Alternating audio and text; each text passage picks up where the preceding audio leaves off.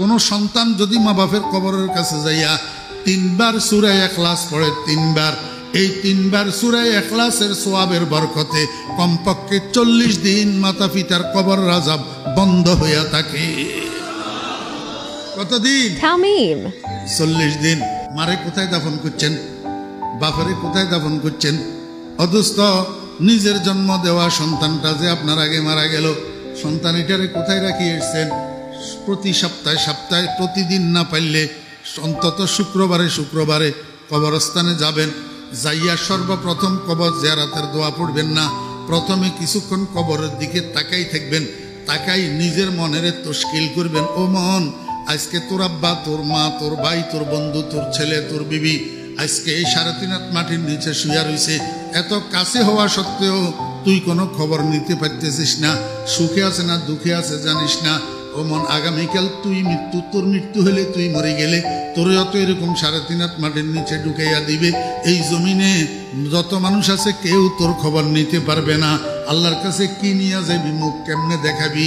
মুখ খোদা কো হ্যায় দেখা না একদিন, মুখ খোদা কো হ্যায় দেখা না একদিন, कब्र में होगा ठिकाना एक दिन, रूह रग रग से निकाली जाएगी, तू रूह रग रग से निकाली जाएगी, तुझ पे एक दिन खाक डाली जाएगी।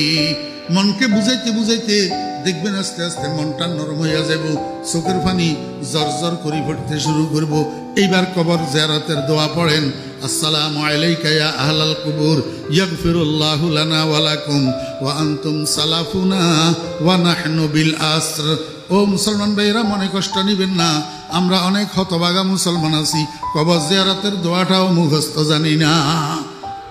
ওলামায়ে কেরামদের থেকে, ইমাম সাহেব হুজুরের থেকে, মুয়াজ্জিন সাহেব হুজুরের থেকে, মাদ্রাসার মুদাররিস ওলামায়ে কেরামের থেকে, মাদ্রাসার ছাত্রদের থেকে বাংলা উচ্চারণে লিখে নেবেন, লিখে এটারে মুখস্থ করবেন। আসসালামু আলাইকুম ইয়া আহলাল কুবুর ইয়াগফিরুল্লাহু লানা ওয়া লাকুম ওয়া আনতুম সালাফুনা ওয়া নাহনু বিল আসর। আরেকটা আছে, এটা একটু শক্ত টাইপের, এটা পাইতেন নয়, এটা সোজা আছে, এটারে মুখস্থ করে লইবেন। তারপরে এবার আউযু বিল্লাহ বিসমিল্লাহ পড়ি, কমপক্ষে একবার আলহামদু শরীফ পাঠ করবেন, কমপক্ষে 3 বার কুল হু আল্লাহ শরীফ পাঠ করবেন, কমপক্ষে 7 বার 11 বার দরুদ শরীফ পড়বেন।